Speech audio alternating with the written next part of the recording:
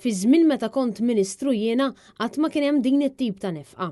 Kienet din id-dikjarazzjoni tal-eks Ministru Laburista Clayton Bartolo meta mistoqsi dwar l-infiq ta' miljuni ta' euro fil-Mediterrane Film Festival ta' din is-sena, fejn mingħajr ma kundanna in-nefqa tal-miljuni ta' euro fil-Film Festival f'botta mhux daqstant sottili, iddikjara li fi żmien it-tmexxija tiegħu f'dan is-settur ma kienx hemm din it-tip ta' nefqa. Inti taqbel mal-infiq tal-14 miljun fil-Film Festival?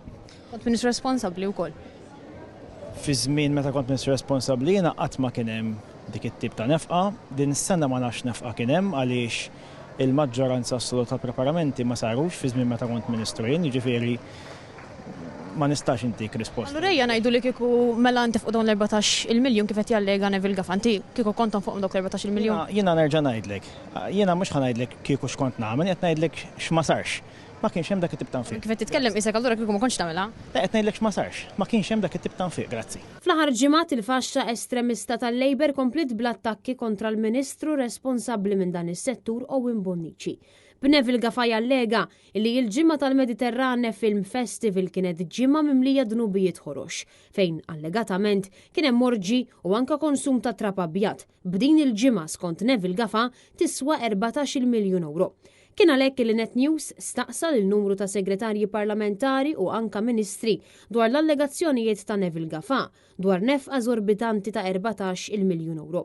B'dawn ma jiġħdux din in-nefqa minn but il-poplu Maltwawċi. Inti taqbel mal-infiq ta' 14 miljun fil-Film Festival? Jiena naħseb aħjar naraw x'qed jiġri fil-Partit Nazzjonali. Ma jiena l-Gvern qed insaqsik, inti taqbel l-infiq? Sililkom l-inkwit finanzjarju. Issaqsi lil Neville Gafanti għax qed jallega faxxa minn tagħkom. Inti taqbel mal-infiq ta' 14 miljun għal-Film Festival? Għandek xi tajt? Inti qed issemmi ma nafx minn fejn ġiet iċ-ċifra ta' Neville Gafa.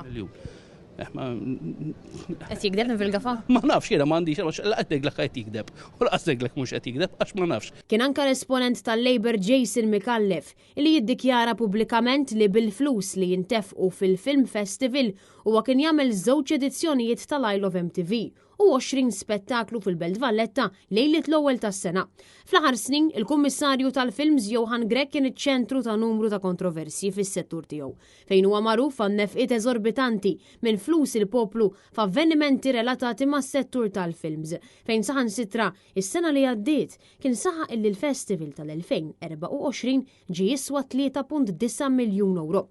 Iżda wara insistenza mill-medja u mill-Kumitat tal-Kontijiet Pubbliċi sar magħruf illi l-Festival kien ġie jiswa 1.1 miljun euro iżjed.